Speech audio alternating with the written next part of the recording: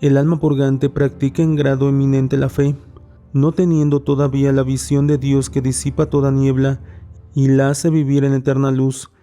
Ejercita la virtud de la esperanza, que es, se puede decir, una virtud propia del purgatorio, porque el alma, no conociendo el fin ni los límites de su purificación, anhela continuamente a Dios, y lo anhela con tal intensidad y amor, del cual no podemos formarnos ninguna idea. También el amor que los más grandes santos han tenido en la tierra hacia Dios es pequeña cosa en comparación del amor de un alma purgante. Yo creo que por esto los santos, antes de ascender al cielo, han pasado por el purgatorio. Si bien es poco tiempo, como se puede suponer por sus manifestaciones a las almas buenas, como el cohete que se pone en órbita en torno a la Tierra tiene necesidad del último lanzamiento del cohete vector, que anula su gravedad y su peso poniéndolo en órbita, así el alma pura y santa tiene necesidad de su último cohete de amor, que la lanza hacia Dios, y este lanzamiento puede tenerlo solo en el purgatorio. Santa Catalina de Génova, en su admirable tratado sobre el purgatorio, nos da la razón de ello. Dice así: el Señor en el purgatorio imprime al alma un movimiento de amor atractivo, suficiente para aniquilarla si no fuera inmortal. Este amor y esta atractiva unión actúan continuamente y potencialmente en ella.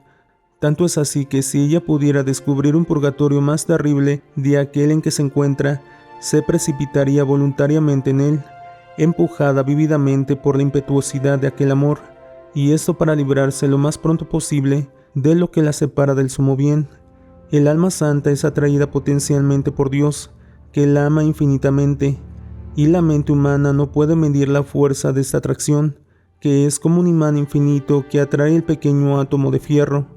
El alma santa, atraída así, está por poco tiempo en el purgatorio, no en las llamas de la purificación, sino en las llamas de un inmenso amor que la empuja definitivamente a Dios, que la atrae, y es así que el alma cumple su plena unión con la voluntad de Dios, que es el eterno e infinito amor, y está totalmente transformada para poder unirse a Dios en la eternidad. La atracción de Dios y el impulso del alma dan un profundo sentido de humildad, como lo tendría un satélite artificial si pudiera razonar, atraído en órbita en la inmensidad del espacio, alrededor de un planeta colosal.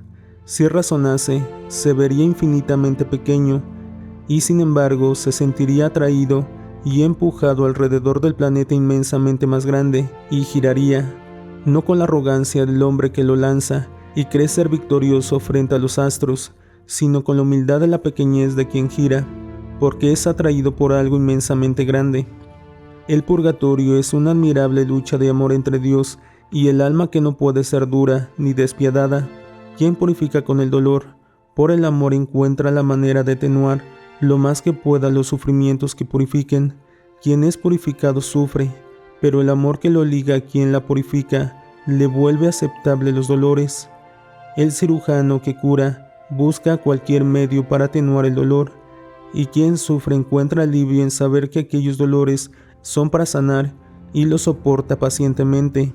No hay por qué extrañarse al afirmar que en el purgatorio hay también alegría, consuelo y alivio. En esto se ve el amor de Dios por las almas que se purifican y el amor de las almas que anhelan purificarse. Contemplan amorosamente la armonía entre la justicia y la misericordia divina.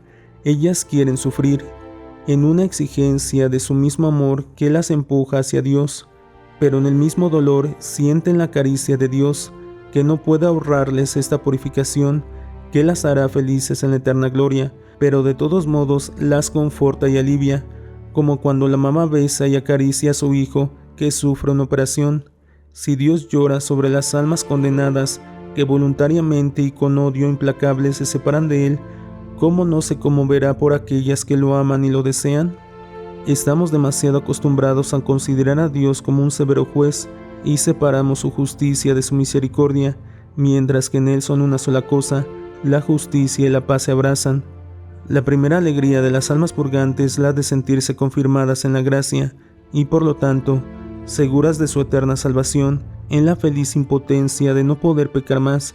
Es así que el gran santo mariano Luis de Montfort dijo antes de morir: por lo menos ya no pecaré más. Es una alegría que difícilmente podemos valorar, porque vivimos sin pensar en los riesgos de nuestra salvación eterna. Es un hecho comprobado en muchas revelaciones y en muchos hechos históricos que las almas prefieren permanecer en las penas del purgatorio con la certeza de ser salvadas antes de volver a la tierra en la incertidumbre. Los muertos resucitados milagrosamente por los santos siempre recaen en la muerte y volver al purgatorio. En confirmación de lo que aseguramos, citamos el célebre hecho acontecido en 1070. San Estanislao, obispo de Cracovia, era perseguido por el impío príncipe Boleslao, y entre otras infamias hechas contra él, logró excitar a los herederos de tal Pedro Miles, que había muerto 3 años antes, dejando una de sus tierras a la iglesia. Sus herederos, seguros de la protección de la ley, intentaron un juicio al santo, y sobornando e intimidando a los testigos, obtuvieron que el santo obispo fuera condenado a devolver el terreno. Estanislao, viendo la falta de justicia de los hombres, apeló con fe a la de Dios, y fue suspendida la audiencia y la condena, prometiendo que haría compadecer al difunto testador como testigo, que hacía 3 años que estaba sepultado en su tumba. Su proposición fue aceptada tras mordaces burlas, porque la encontraban absurda. Después de 3 días de ayuno y plegarias, el obispo se reunió con el clero y con el pueblo sobre la tumba de Pedro Miles y ordenó que la abrieran, pero encontraron, como era de prever, solo unos pocos huesos entre un montón de cenizas. Los enemigos del santo se alegraron seguros de su victoria, cuando he aquí que el obispo ordena a aquellos huesos de resucitar en nombre de Jesús, resurrección y vida. A aquel mandato, los huesos a la vista de todos se acercaron, se juntaron y se cubrieron de carne, y el muerto, saliendo de su tumba, ante todo el pueblo sorprendido, se dirigió a Boleslao, certificando la verdad de la donación hecha. Después, San Estanislao le preguntó si quería volver a su tumba o si quería vivir algunos años más sobre la tierra, pero el muerto resucitado le respondió que si bien por los muchos pecados que había cometido se encontraba en el purgatorio entre atroces penas, prefería volver antes que vivir en la tierra en la incertidumbre de salvarse. Solo imploró al obispo rezos y sufragios para ser liberado de sus penas. Conducido en procesión a la sepultura y bendecido por el obispo, se recostó y volvió a su anterior estado. Es un hecho histórico testimoniado por miles de testigos. Como anteriormente se anotó, estos episodios no son de fe, ni la fe está basada en tales hechos, pero son una confirmación de lo que creemos. La segunda alegría que experimentan las almas del purgatorio es aquella de su propia expiación. Amando a Dios de manera perfecta y anhelándolo, están inmensamente adoloridas por haberlo ofendido y desean reparar y expiar. Si sobre la tierra las almas verdaderamente arrepentidas de sus pecados sienten necesidad de agregar a las penitencias sacramentales penitencias rigurosas, disciplina, ayunos e incomodidades de cualquier tipo, y gozan íntimamente en el espíritu porque sufren por amor, las almas purgantes que tienen la percepción clarísima de sus culpas más pequeñas, con mayor razón gozan. Santa Catalina de Génova tuvo especiales revelaciones sobre las alegrías del purgatorio.